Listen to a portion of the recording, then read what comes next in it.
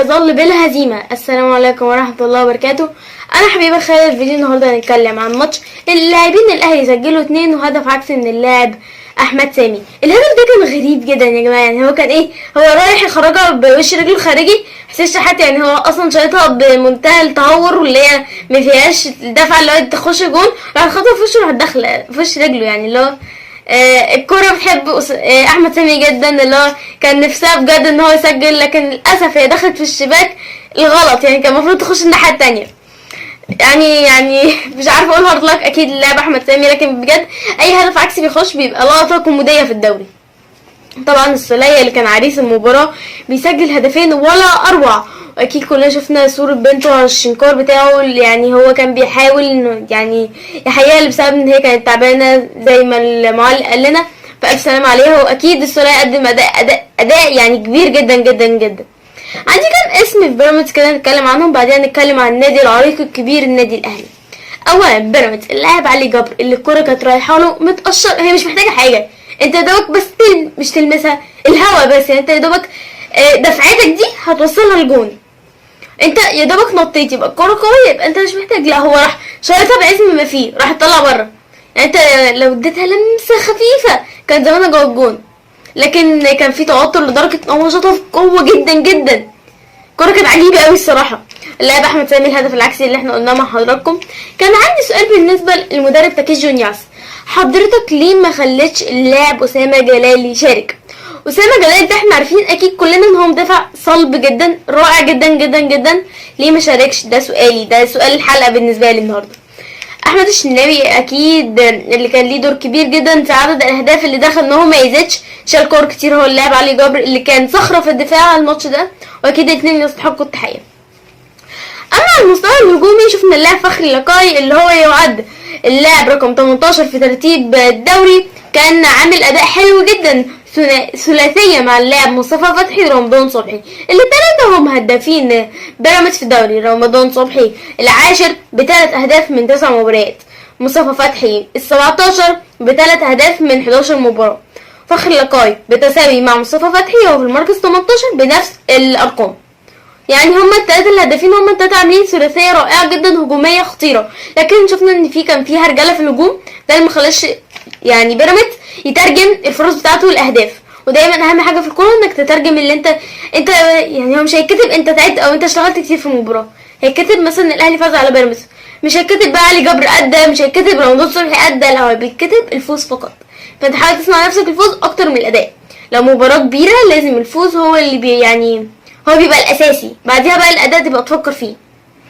ابراهيم عادل اللي شارك برضو كنت مستغربه هو ليه مش شاركش اساسي. يعني هو كان في حاجه غلط تقريبا. ابراهيم عادل ما بيشاركش، اسامه جلال ما بيشاركش، الاثنين كانوا يستحقوا ان هم يشاركوا. ابراهيم عادل من احسن اللعيبه الهجوميه ومن احسن اللعيبه الشباب اللي بتلعب مع بيراميدز او في مصر عامه.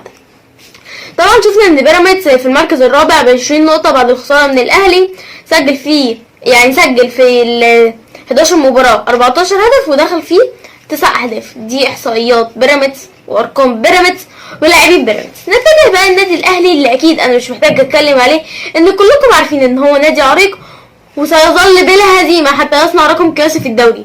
شفنا العريس اكيد السولية اللي عمل اداء حلو جدا، ياسر ابراهيم اللي بدأ يصنع ثنائيه مع اللاعب محمد عبد المنعم بعد غياب اللاعب محمد متولي، بدأ يصنع ثنائيه حلوه جدا متناسقه. واللي بيعجبني قوي في مارسيل كولر ان هو بيخلي كل اتنين ثنائيه، يعني مثلا سافيو وعبد القادر ثنائيه او سافيو وقفشه ثنائيه، الاثنين تلاقيهم في ماتش كده هما الاثنين مع بعض بيباصوا لبعض، وده شيء كويس جدا. لان الثنائيات دي شيء مهم جدا، لان ثنائي وثنائي هيعملوا خط رباعي رائع جدا.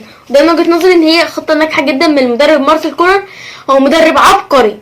اما اللاعب برونو سافيو ده ما ظهرش في المباراه، ما شفناهوش. واللاعب قفشه اللي كان دايما متقدم جنبه واللي خلى فيه نقص عدي في نص الاهلي اللي كان في الشوط الاول كان مضغوط جدا جدا جدا بسبب ان هو كان متقدم. اما اللاعب علي معلول رغم ان هو صنع هدف لكن انا ما شفتوش كتير في المباراه، كان في بعض من التوتر، لكن اللاعب محمد هاني ما صنعش، لكن يعني كان قافل جبهه قويه جدا من ناحيه عبد الله السعيد. اللاعب ده بجد يستحق التحيه، وان هو لاعب كبير ومهما كان يعني ما شاركتش كتير بسبب اكرم توفيق، لكن انت تظل لاعب كبير.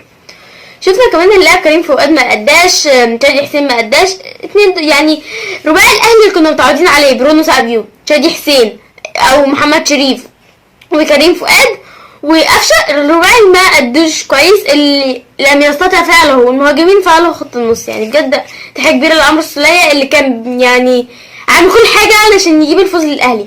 اما اللاعب بقى الشحات اللي نزل بدل تقريبا كريم فؤاد وعمل اداء حلو جدا جدا في المباراه، عكس عدد الشحات. يعني الشحات ما كانش هو كده، بدا يلعب اللعب الجماعي بدل اللعب الفردي اللي هو كان بيفتكر نفسه لسه بيلعب في العين وان هو بقى هيشتغل لوحده والمدرب مش هيمنع. لا، هو فاهم ان هو لسه هو بيلعب في نادي كبير اسمه النادي الاهلي، والكره المصريه لازم تشتغل على اسس جماعيه مش اسس فرديه. طبعا دلوقتي الاهلي في المركز الاول ب 27 نقطه بلا منافس بعد خساره الزمالك من اسوان، وهو عنده 24 نقطه. اكيد بنشوف ماتشات ناريه في نفس اليوم، الاهلي هيلاعب انبي والزمالك هيلاعب الداخليه، ماتش ناري. ودلوقتي هدافين الاهلي السولية ب 12 جول، هو السولية في المركز ال 12 بثلاث اجوان في 9 مباريات، وبيرسي تاو في المركز ال 20 بهدفين في 5 مباريات. طبعا شفنا ان السولية واللاعب رمضان صبحي متساويين بالارقام، 3 اهداف في 9 مباريات، وبرضه متساويين مع اللاعب خالد قمر لاعب طلائع الجيش، اكيد المنتقل حديثا من نادي اتحاد اسكندري. دلوقتي الاهلي سجل 20 هدف واستقبل 5 اهداف، هو النادي الوحيد اللي استقبل عدد قليل جدا من الاهداف. والف مبروك للنادي الاهلي، ونتمنى نشوفه دايما بالمستوى ده، لاننا اكيد بنفرح لما نشوف نادي بيمثل اسم مصر قدام العالم، اذا كان في كاس عالم انديه او دوري ابطال افريقيا هو بيأدي اداء زي كده، اداء مشرف اكيد. وهارد لك للنادي بس كده، نقابلكم في فيديو جاي.